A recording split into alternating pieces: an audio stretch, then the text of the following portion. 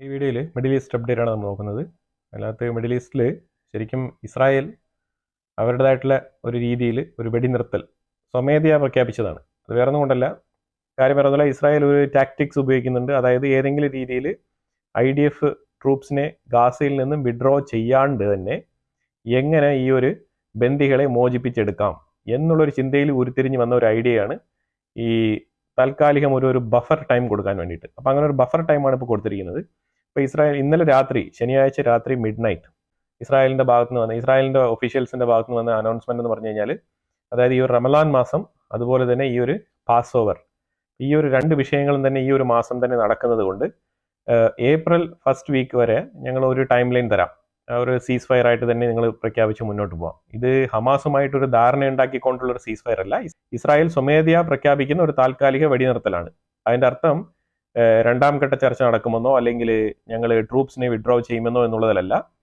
ഇതിൽ നിങ്ങൾക്ക് ഇതിനുള്ളിൽ നിന്നുകൊണ്ട്, ഈ ഒരു കാഴ്ചപ്പാടിൽ നിന്നുകൊണ്ട് നിങ്ങൾ ഏതൊക്കെ രീതിയിൽ ഞങ്ങൾക്ക് ബന്ദികളെ വിട്ടു തന്നുകൊണ്ട് നിങ്ങൾക്ക് ഉള്ള നേട്ടങ്ങൾ എങ്ങനെയൊക്കെ നിങ്ങൾക്ക് കൈവരിക്കാൻ കഴിയും എന്നുള്ളൊരു ആലോചനയിൽ ഹമാസിന് എത്താൻ വേണ്ടിയിട്ടുള്ള ഒരു ടൈം ലൈനാണ്. ശരിക്കും പറഞ്ഞത് വളരെ സ്ട്രാറ്റജിക് ആയിട്ടുള്ള ഒരു അപ്രോച്ചാണ് ഇസ്രായേലിന്റെ ഭാഗത്ത് നിന്ന് വന്നിരിക്കുന്നത്.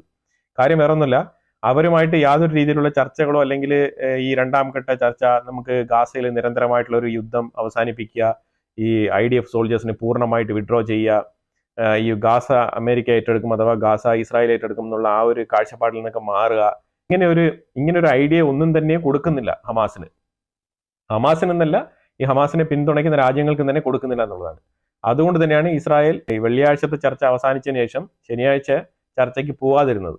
ശനിയാഴ്ചത്തെ ചർച്ച ബഹിഷ്കരിച്ചതും ഇതുകൊണ്ട് തന്നെയാണ്. കാരണം ഇവർ വേറൊരു പ്ലാൻ വെച്ചിട്ടുണ്ട്. ഇസ്രായേലിന്റെ പ്ലാൻ ഇതാണ്, അതായത് സ്വമേധയാ ഇസ്രായേലിന്റെ ഭാഗത്ത് നിന്ന് തന്നെ ഇസ്രായേൽ സ്വമേധയാ വെടിനിർത്തൽ പ്രഖ്യാപിച്ചിരിക്കുകയാണ്. അതാണ് ചെയ്തിരിക്കുന്നത്. ഇതൊരു പക്ക പ്ലാനാണ്. ഇതുകൊണ്ട് ഹമാസിന് സംഭവിക്കാൻ പോകുന്ന പറഞ്ഞാൽ, ഹമാസിന് അതിനകത്ത് ഡിമാൻഡ് ചെയ്യാനൊന്നുമില്ല. ഇനി ഹമാസിന് ഡിമാൻഡ് ചെയ്യാനുള്ള ഒരു മാർഗം എന്ന് പറഞ്ഞാൽ അവരുടെ കയ്യിലുള്ള ബന്ദികളെ വെച്ചുകൊണ്ട് ഡിമാൻഡ് ചെയ്യുക. അപ്പൊ അതിനൊരു ആദ്യഘട്ട നടപടിയായിട്ട് ഇപ്പം ഇസ്രായേൽ ചെയ്തിരിക്കുന്നത്, ഇസ്രായേൽ ഗാസയ്ക്കുള്ളിൽ വരുന്ന എല്ലാ എയ്ഡുകളും നിർത്തിയിരിക്കുകയാണ്. നോ മോർ എയ്ഡ് ട്രക്സ്, എയ്ഡിന്റെ ട്രക്ക് മൊത്തത്തിൽ നിർത്തിയിരിക്കുകയാണ്. അപ്പൊ നിങ്ങളൊന്ന് ആലോചിച്ച് നോക്കൂ, റമദാൻ മാസമാണ്, അവിടെ ആൾക്കാർ നോമ്പ് പിടിച്ചിരിപ്പുണ്ട്, അവർക്കൊക്കെ നോമ്പ് തുറക്കണം എന്നുണ്ടെങ്കിൽ ഈ സാധനങ്ങളൊക്കെ അകത്തോട്ട് പോകേണ്ടതുണ്ട്. ഇപ്പൊ ഇന്നോ നാളെയോ ഒരാഴ്ചയ്ക്കോ മറ്റും ഇനിയിപ്പോൾ ഇതിനു മുമ്പ് പോയ സാധനങ്ങളൊക്കെ അവരുടെ കയ്യിൽ ബാക്കി ഉണ്ടാവാൻ സാധ്യതയുണ്ട്. പക്ഷേ ഈ ഒരു എയ്ഡ് ട്രക്കിന്റെ ഈ ഒരു വരവ് നിന്ന് കഴിഞ്ഞാൽ ഈ ഒരു മാസം, ഈ റമദാൻ മാസം ശരിക്കും പറഞ്ഞാൽ അവിടുത്തെ ഉള്ളിലുള്ള ആൾക്കാർ ഭയങ്കരമായ രീതിയിൽ ബുദ്ധിമുട്ടുന്നുള്ളതിൽ യാതൊരു ഡൗട്ടുമില്ല. വളരെ വ്യക്തമായിട്ടുള്ള ഒരു ഏരിയയാണ്, വളരെ വ്യക്തമായിട്ട് ഡോമിനേറ്റ് ചെയ്യാൻ പറ്റുന്ന ഒരു ഏരിയയാണ് ഇസ്രായേൽ ഇപ്പോൾ കയറി പിടിച്ചിരിക്കുന്നത്. അതായത് ഗാസയിലേക്ക് ഉള്ളിൽ വരുന്ന എയ്ഡുകൾ മൊത്തം നിർത്തുകയാണ്.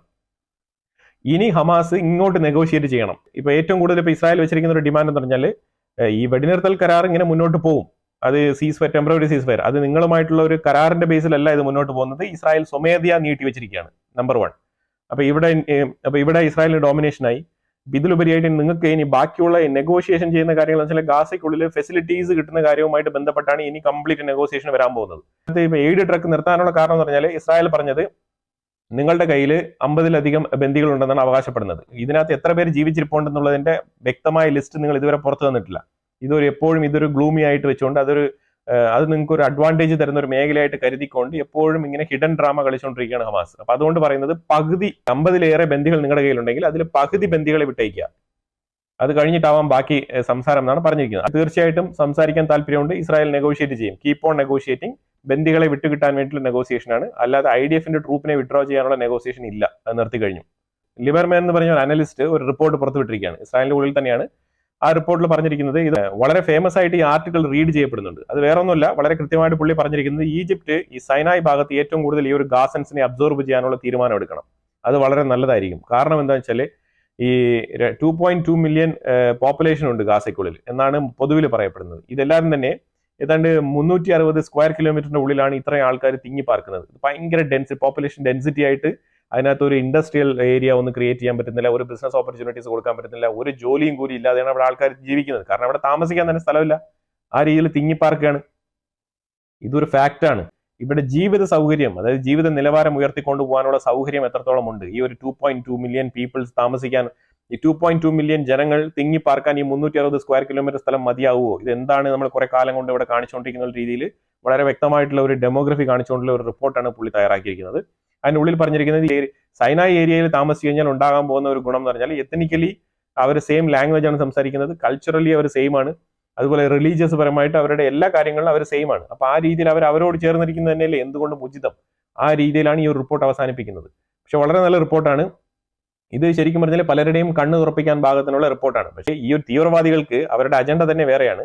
അപ്പൊ അതുകൊണ്ട് തന്നെ അവരുടെ അജണ്ട തന്നെ വേറെയാണ്. അപ്പൊ അതുകൊണ്ട് തന്നെ തീർച്ചയായിട്ടും അവർ ഇതിനെ ഉൾക്കൊള്ളാൻ തയ്യാറാവില്ല എന്നുള്ളതാണ്. അത് തന്നെയാണ് ഇതിന്റെ ഏറ്റവും വലിയ പ്രശ്നവും. നേരെ മറിച്ച് സൈനായി എന്ന് പറഞ്ഞു കഴിഞ്ഞാൽ ഏതാണ്ട് 60,000 സ്ക്വയർ കിലോമീറ്റർ സ്ഥലമുണ്ട്. അപ്പൊ ഈ ഒരു സ്ഥലം ഗാസയെ കൺസിഡർ ചെയ്ത് നോക്കിക്കഴിഞ്ഞാൽ 600 ടൈംസ് ബിഗർ ദൻ ഗാസ എന്നാണ് പറയുന്നത്.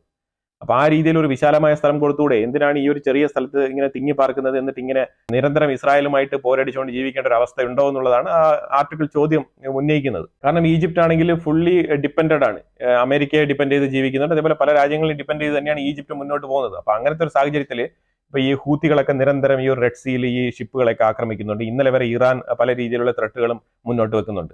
ഇന്നലെ ഒരു മെഡിറ്ററേനിയൻ ഷിപ്പിംഗ് കമ്പനിയുടെ ആ ഒരു ഷിപ്പിന്റെ അവർ ആദ്യം കടത്തിക്കൊണ്ട് പോയതിന്റെ ആ ഒരു ഷിപ്പിന്റെ ഫോട്ടോയൊക്കെ അവരെടുത്ത് പുറത്തുവിട്ടിട്ടുണ്ടായിരുന്നു.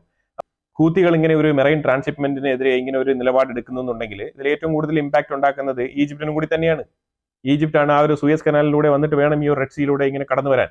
അപ്പൊ ആ സൂയസ് കനാലിന്റെ യൂട്ടിലിറ്റി കുറയുമ്പോഴത്തേക്കും അത് ഈജിപ്തിന്റെ വരുമാനത്തിനെയും കൂടെ കുറച്ച് ബാധിക്കുന്നുണ്ടെന്നുള്ളത് മനസ്സിലാക്കണം. ഈജിപ്തും ആ സൂയസ് കനാലിന്റെ വിഹിതം പറ്റുന്ന ആൾക്കാരിൽ മേജർ ആയിട്ടുള്ള ഒരു കൺട്രിയാണ്. അപ്പൊ ഹൂത്തികളെ കൊണ്ട് പിന്നെ ഇസ്രായേലിന് മാത്രമല്ല പ്രശ്നമുള്ളത്, ഹൂത്തികളെ കൊണ്ട് ഈജിപ്തിനും പ്രശ്നമുണ്ട് എന്നുള്ളതാണ് മനസ്സിലാക്കേണ്ടത്. ഈജിപ്റ്റ് ഈ ഒരു MB ഐഡിയോളജി മുന്നോട്ട് കൊണ്ടുപോകാൻ വേണ്ടിയിട്ട് ഈ സൂയസ് കനാലിന്റെ ആ ഒരു വരുമാനം വരെ ത്യജിക്കാൻ തയ്യാറാണ്. അതാണ് അതിൽ നമ്മൾ മനസ്സിലാക്കേണ്ടത്. അതല്ലാതെ വേറെ അതിനകത്ത് ഒരു കാഴ്ചപ്പാടിന്റെയും ആവശ്യമില്ല എന്നുള്ളതാണ്. കാരണം നേരെ മറിച്ച് അവർക്ക് സൂയസ് കനാലിന്റെ വരുമാനം നിന്നാലും അമേരിക്കയുടെ സൈഡിൽ നിന്ന് ഫണ്ട് മേടിച്ച് ജീവിക്കാം. അതാണ് അവർ ഉദ്ദേശിക്കുന്നത്. എന്നിട്ട് അതേ ഫണ്ട് ഉപയോഗിച്ച് ഈ ഒരു ഗാസയ്ക്കുള്ളിൽ ഈ ഒരു ബ്രദർഹുഡ് ഐഡിയോളജി മുന്നോട്ട് കൊണ്ടുപോവുകയും ചെയ്യാം.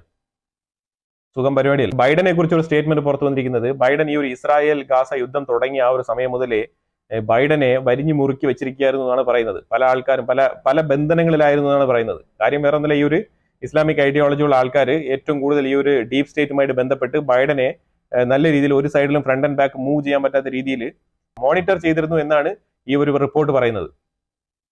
അതിന്റെ അർത്ഥം എന്ന് പറഞ്ഞാൽ ബൈഡൻ ഫ്രീ ആയിരുന്നില്ല. ബൈഡൻ ഇസ്രായേലിനെ അമേരിക്കയുടെ സൈഡിൽ നിന്നും ഒരു സഹായവും ചെയ്യാൻ പറ്റാത്ത അവസ്ഥയിൽ ബൈഡനെ മാറ്റി നിർത്തിയിരിക്കുമായിരുന്നു എന്നാണ് മനസ്സിലാക്കാൻ പറ്റുന്നത്. ശരിക്കും പറഞ്ഞാൽ ഒരു പപ്പറ്റ് എന്നുള്ള നിലയിൽ വന്നിരുന്ന് കാര്യങ്ങളൊക്കെ പറഞ്ഞു പോകുന്ന ഒരു വ്യക്തി. അതിലുപരിയായിട്ട് ബൈഡനെ കൊണ്ട് ഒരു രീതിയിലുള്ള ഹെൽപ്പും ഇസ്രായേലിന് ചെയ്യാൻ കഴിഞ്ഞില്ലായിരുന്നു എന്നാണ് ഈ ഒരു റിപ്പോർട്ട് പറയുന്നത്. അതുപോലെ തന്നെ സിറിയൻ സൈഡിൽ ഈ ഒരു ഡ്രൂസ് കമ്മ്യൂണിറ്റിക്കെതിരെ നല്ല രീതിയിലുള്ള ആക്രമണം അവിടുത്തെ തീവ്രവാദ സമൂഹം നടത്തുന്നുണ്ട് എന്നുള്ളതാണ്. ഇതിനകത്ത് ഇത് സിറിയ ഭരിക്കുന്ന ആ ഒരു HTS എന്ന് പറഞ്ഞ ആ ഗ്രൂപ്പിന് ബന്ധമുണ്ടോ എന്ന് ചോദിച്ചു കഴിഞ്ഞാൽ ഡയറക്റ്റ് ആയിട്ട് ഇതൊരു ബന്ധമൊന്നുമില്ല. പക്ഷേ അവിടുത്തെ ഈ ഒരു ചെറുകിട തീവ്രവാദ സംഘടനകൾ അവിടെ ആ പരിസരത്ത് ഒരുപാടുണ്ട്. തീവ്രവാദ സംഘടനകൾ പല സംഘടനകളുണ്ട്. അപ്പൊ അതിലൊരു യൂണിറ്റ് ഈ ഡ്രൂസ് കമ്മ്യൂണിറ്റിക്കെതിരെ എതിരെ ആക്രമണമായിട്ട് മുന്നോട്ട് വന്നിട്ടുണ്ട്. അപ്പൊ അതിനെ ഇസ്രായേൽ നല്ല രീതിയിൽ ഖണ്ഡിക്കുന്നുണ്ട്. ഡ്രൂസ് കമ്മ്യൂണിറ്റിയെ ഫുൾ ആൻഡ് ഫുൾ ഞങ്ങൾ സെക്യൂർ ചെയ്യും എന്നുള്ള ഒരു നിലപാടുമായിട്ടാണ് ഇസ്രായേൽ IDF ആ ഭാഗത്ത് നിലകൊള്ളുന്നത്. അപ്പൊ എന്തായാലും അവിടെ തീവ്രവാദികളെ സിറിയയുടെ ഭാഗത്ത് തലങ്ങും ആക്രമിച്ചുകൊണ്ടിരിക്കുകയാണ് ഇസ്രായേൽ ഒരു സൈഡിൽ. അതായത് ആ മൗണ്ട് ഹെർമോൺ മുതൽ ഈ താഴെ ഈ ഒരു കൊനെഡ്ര വരെയുള്ള ആ പ്രദേശത്ത് ന്യൂ ബഫർ സോണായിട്ട് പ്രഖ്യാപിച്ച സ്ഥലത്താണ് ഇപ്പൊ ഈ ആക്രമണങ്ങൾ നടന്നുകൊണ്ടിരിക്കുന്നത്. ഇത് മിക്കവാറും ആ ഡ്രൂസ് കമ്മ്യൂണിറ്റി ഇസ്രായേലിനോടൊപ്പം ചേരും. കുറച്ചുകൂടെ ബഫർ സോൺ എക്സ്റ്റെൻഡ് ചെയ്ത് സിറിയയുടെ ഭാഗത്ത് കുറച്ചുകൂടെ സ്ഥലം ഇസ്രായേൽ കയറി പിടിക്കാനുള്ള സാധ്യത ഉണ്ടെന്നാണ് മനസ്സിലാക്കാൻ പറ്റുന്നത്. ഈ ഒരു മിഡിൽ ഈസ്റ്റ് വിഷയത്തിൽ കൂടുതൽ വാർത്തകൾ വരുന്ന മുറയ്ക്ക് ഞാൻ അപ്ഡേറ്റ് തരാം. നിങ്ങളുടെ അഭിപ്രായങ്ങൾ കമന്റ് ബോക്സിൽ രേഖപ്പെടുത്തുക. വീഡിയോ ഇഷ്ടപ്പെടുന്ന ലൈക്ക് ചെയ്യുക, ഷെയർ ചെയ്യുക. അതുപോലെ തന്നെ നിങ്ങൾ ആദ്യമായിട്ടാണ് ചാനൽ കാണുന്നുണ്ടെങ്കിൽ മറക്കാതെ സബ്സ്ക്രൈബ് ചെയ്യുക. വീണ്ടും അടുത്തൊരു വിഷയമായിട്ട് വരാം. Thank you so much.